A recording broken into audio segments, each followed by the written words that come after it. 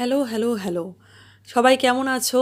আশা করি সবাই ভালো আছো। সো আজকে তোমাদের জন্য নিয়ে এসেছি চিংড়ি মাছের একটা রেসিপি যেটা খুব তাড়াতাড়ি চটজলদি তৈরি করা যায় এবং খেতে দুর্দান্ত হয়।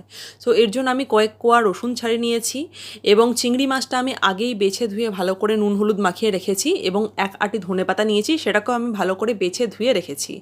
এবার সোজা যাব রান্নার প্রসেসে। কড়াইতে সর্ষের তেল গরম করে তার মধ্যে চিংড়ি মাছ, রসুন কোয়া এবং যে ছাড়িয়ে রাখা ধনেপাতাটা ছিল সেই ধনেপাতাটা দিয়ে কিছুক্ষণ নাড়াচাড়া করে ধনেপাতাটা পরিমাণে কমে গেলে তার মধ্যে লঙ্কা দিয়ে ভালো করে পুরো জিনিসটা ভেজে নিতে হবে যাতে একটুকু জল না থাকে।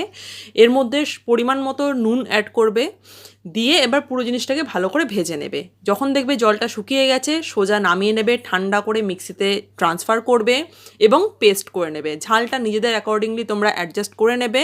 পেস্ট করে নিলেই একদম রেডি হয়ে গেল আমাদের ভর্তা, যেটা হচ্ছে চিংড়ির ভর্তা আমি নাম দিয়েছি। সো যাই হোক, এবার এটাকে আমরা প্লেটিং করব। আর এখানে আমার গরমাগরম লাঞ্চ একদম রেডি। ভাত নিয়েছি, সঙ্গে রয়েছে সজনে ফুল আর আলু দিয়ে ভাজা, আর চিংড়ি মাছের ভর্তা যেটা এক্ষুনি বানালাম, এবং কিছুটা কালকে রাতের ডাল, আর কিছুটা স্যালাড, অবভিয়াসলি ওটা স্কিপ করতে পারবো না। সো ফাইনালি এটাই আমার আজকের লাঞ্চ। আর টুকটুক বসে পড়েছে খেতে অলরেডি। সো এটা এতটাই ইজি, বানিয়ে অবশ্যই খেয়ে দেখো আর আমাকে জানিও কেমন লাগলো। ওকে দেন, বাই।